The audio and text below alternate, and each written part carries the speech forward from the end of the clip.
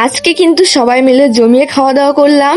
আমার ভাইয়ের পরীক্ষা শেষ হতে না হতেই কিন্তু সে মা বাড়ি চলে গেছিল। দুদিন থাকার পর আজ যাচ্ছি ওকে আনতে।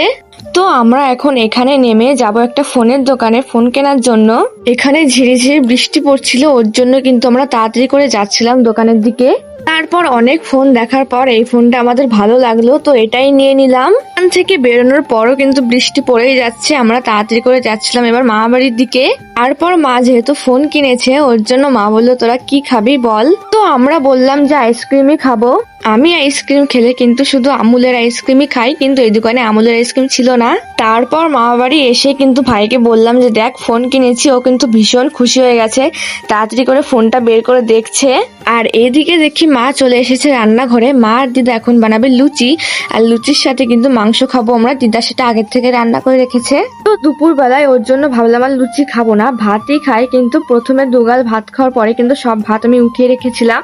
ভাত উঠিয়ে রেখে লুচি দিয়ে কিন্তু মাংস খাচ্ছিলাম। এটা একটু বেশি ভালো লাগছিল আমার কাছে খেতে। বেশ অনেকদিন পর কিন্তু লুচি খেলাম। বাড়ি কিন্তু সেভাবে লুচি বানানোই হয় না। আর এইদিকে দেখো আমার ভাই আমাকে দেখিয়ে দেখিয়ে লেগ পিস খাচ্ছে।